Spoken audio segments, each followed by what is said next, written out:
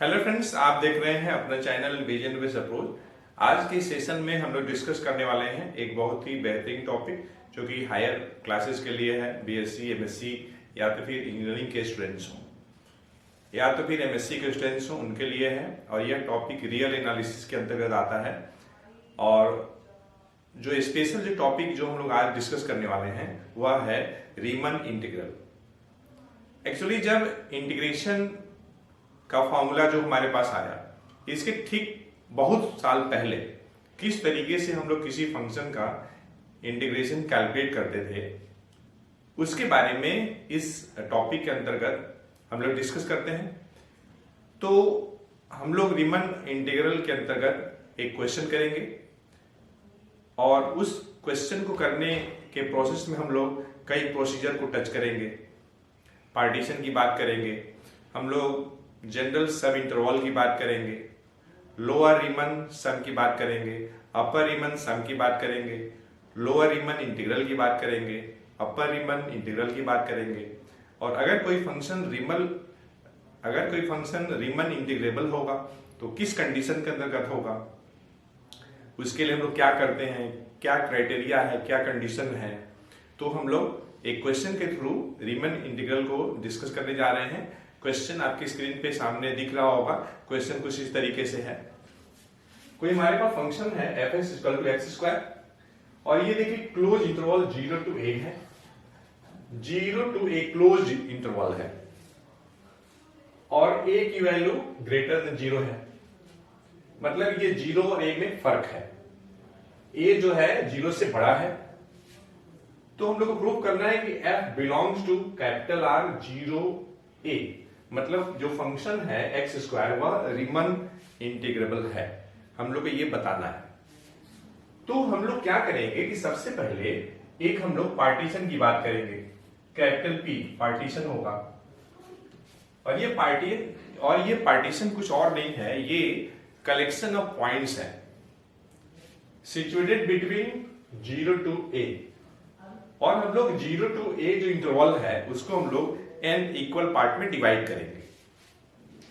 तो पहला आपका 0 होगा जिससे हम लोग x0 लिख रहे हैं, फिर आपका x1 होगा, फिर आपका x2 होगा। इसी टाइप से कहीं इसमें xr-1 भी होगा, xr भी होगा। इसी टाइप से आपका xn होगा जो कि आपका a है।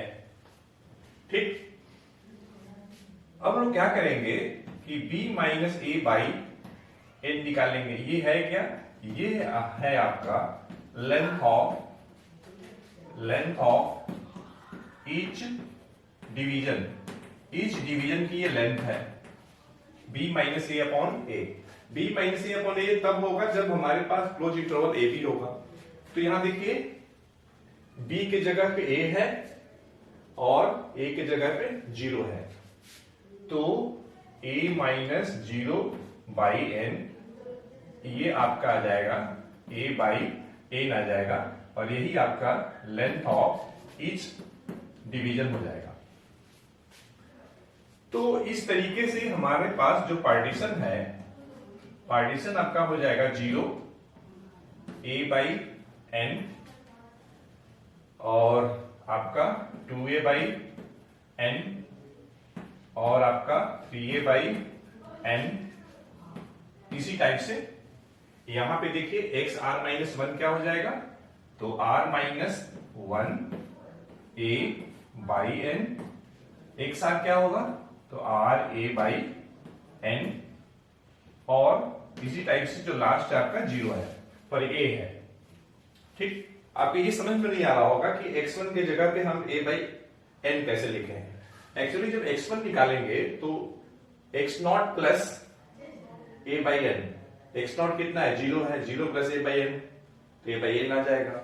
जब x2 लिखेंगे तो x0 plus 2a by n तो 0 प्लस 2a बाई n ये आ जाएगा। इसी टाइप से कंटिन्यू होगा।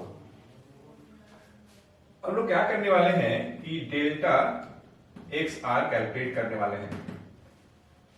डेल्टा XR कैसे निकालेंगे, तो XR माइनस 1। अब देखिए एक्स आर कितना है, ये है आपका R A upon N minus X R minus one ये है, तो R minus one A upon N.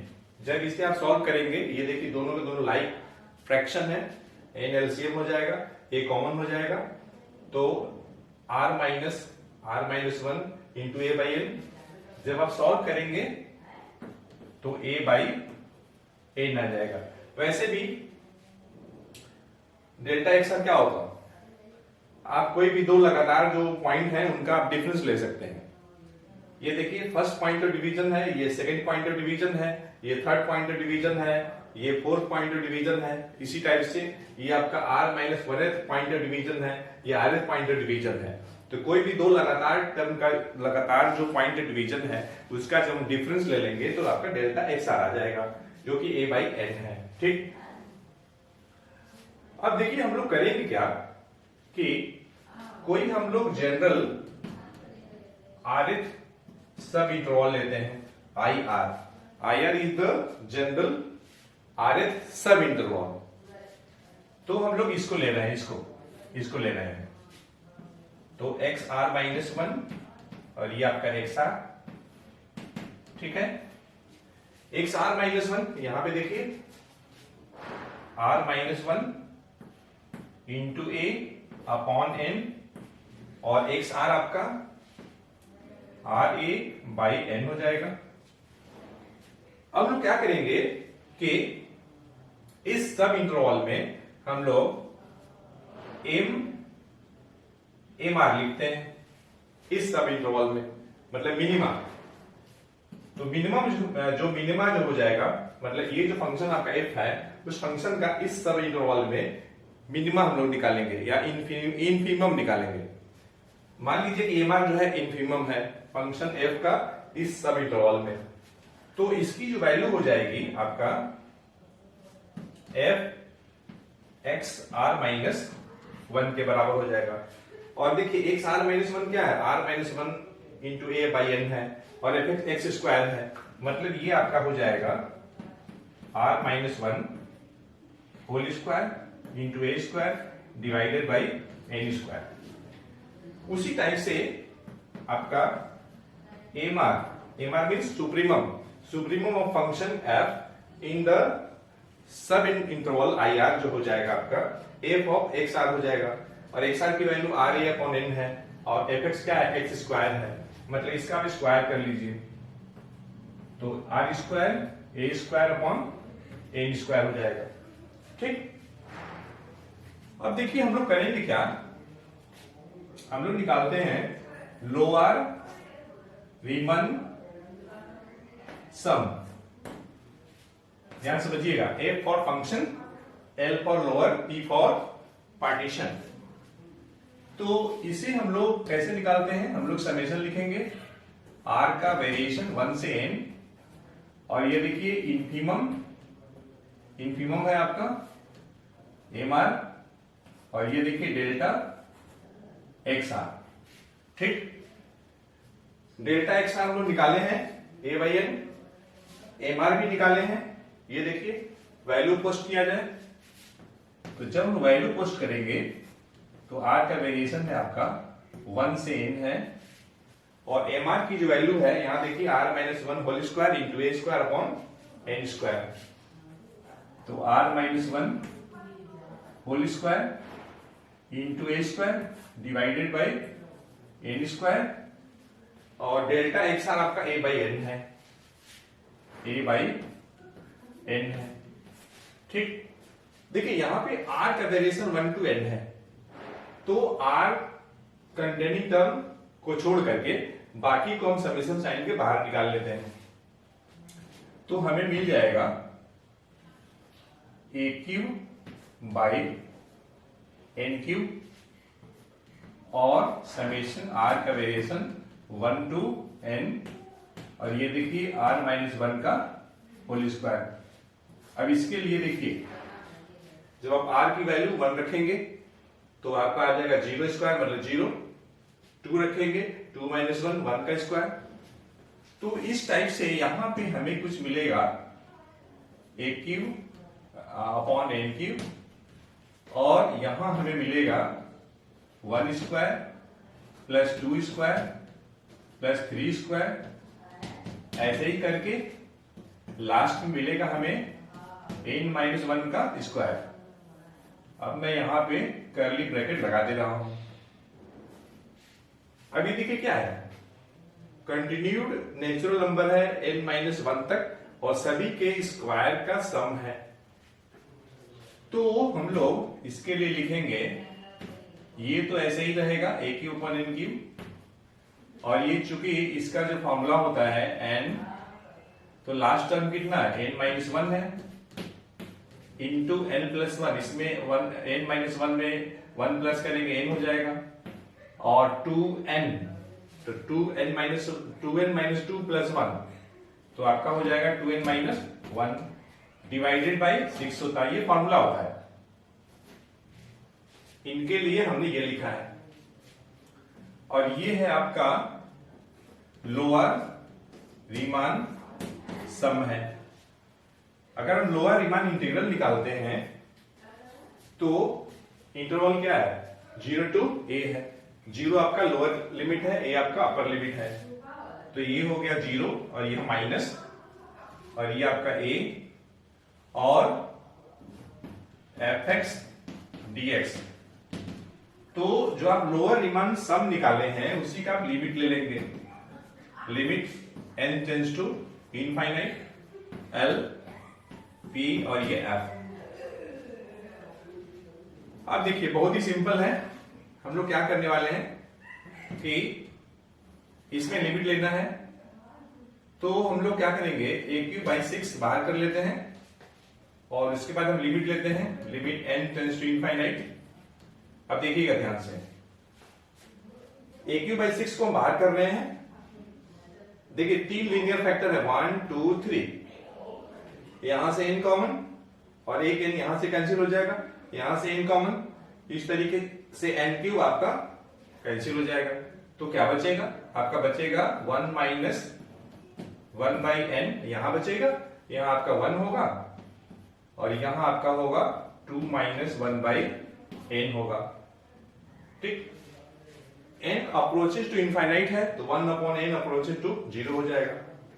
तो इस तरीके से यहां पे आपका आएगा ट्वाइस a⁴/6 हो जाएगा। तो हम देख रहे हैं कि लोअर रीमान इंटीग्रल की वैल्यू a³ आपका 3 आ गया। उसी टाइप से हम लोग क्या करेंगे कि अपर, उसी टाइप से सिमिलरली हम लोग अपर रीमान सम निकालेंगे। देखिए P for partition, F for function, U for upper. तो इसके लिए फॉर्मूला क्या होगा, फॉर्मूला बिल्कुल वैसे ही है, R का वेरिएशन समेशन R का वेरिएशन 1 to n। यहां पे देखिए स्मॉल mr है, यहां पे आप यूज करेंगे कैपिटल mr और डेल्टा xr। ठीक है, डेल्टा xr क्या है, तो लेंथ ऑफ rth सब इंटरवल का लेंथ है। तो rth सब इंटरवल आपका ये है, इसका लेंथ निकालना है, तो xr माइनस 1 कर लेंगे। ठीक, जो कि हम लोग निकाले हुए हैं यहां पर a/n, और कैपिटल mr हम लोग यहां पे निकाले हुए हैं। तो इस तरीके से हम लोग को क्या मिलेगा, हम लोग को मिलेगा समेशन r का वेरिएशन 1 to n और कैपिटल mr आपका है r² into a² divided by n²। यहां पे देखिए स्क्वायर है, स्क्वायर हो सकता है आपको समझ में नहीं आ रहा होगा। तो ये हो गया आपका, एक्चुअली हम लोग RA/n का स्क्वायर किए हैं जब कैपिटल mr निकाले हैं। तो जब स्मॉल mr निकाले हैं तो r-1 इंटू a का a/n का स्क्वायर किए हैं। और ये देखिए डेल्टा xr इसमें सेम ही रहेगा, जो कि a/n है, a/n है। ठीक, अब देखिए a² इंटू a, तो आपका हो जाएगा a³ हो जाएगा और n² इंटू n, तो यहां भी हम क्या करने वाले हैं कि ए क्यूब अपॉन एन क्यूब, हम समेशन साइन के पहले बाहर निकाल दिए, समेशन साइन आर का वेरिएशन 1 to n, तो फिर यहां क्या बचेगा, यहां आपका आर की बचेगा, सॉरी आर स्क्वायर बचेगा। अब देखिए आर का वेरिएशन 1 से n तक है, तो इसकी जो वैल्यू है ये कुछ और नहीं है, 1 square plus 2 square plus 3 square plus n square, ऐसे ही है। तो अगर हम इसको यहां पे कंटिन्यू करें, जगह थोड़ा कम है तो, और इसको मैं अलग कर देता हूं ताकि आपको कंफ्यूजन ना हो। तो ए क्यूब अपॉन एन क्यूब, और ये आपका हो जाएगा, मैं कर्ली ब्रैकेट में लिखता हूं, n plus 1 2n plus 1 upon 6। Confuse मत होइएगा, यहां पे देखिए क्या था, r माइनस 1 का होल स्क्वायर था, तो इनका सम 1 square plus 2 square plus 3 square plus n minus 1 का होल स्क्वायर, लास्ट में n माइनस 1 का होल स्क्वायर है, यहां पे लास्ट में क्या है, n स्क्वायर है। तो अगर आप इसी में n के जगह पे n माइनस 1 करेंगे तो ये रिजल्ट आ जाएगा। देखिए n के जगह पे n माइनस 1 करेंगे, ये आ जाएगा, क्योंकि ये स्टैंडर्ड है, ज्यादा करके बच्चों को ही याद रहता है, क्योंकि इसमें 1 square plus 2 square plus 3 square plus n square तक रहता है। इसे इजी करना, मतलब इसे याद करना आसान है। तो अगर आप n को रिप्लेस करेंगे n माइनस 1 से, तो ये आ जाएगा, ठीक है। अब देखिए यहां पे देखिए 1 2 3 लीनियर फैक्टर है, आप n कॉमन ले लीजिए, यहां से यहां से यहां से, n क्यूब आपका ये कैंसिल हो जाएगा। अब देखिए अगर आप अपर रीमान इंटीग्रल की वैल्यू निकालते हैं, अपर रीमान इंटीग्रल की वैल्यू निकालते हैं, तो जो आपने अपर रीमान सम निकाला है उसी का आप लिमिट ले लीजिए।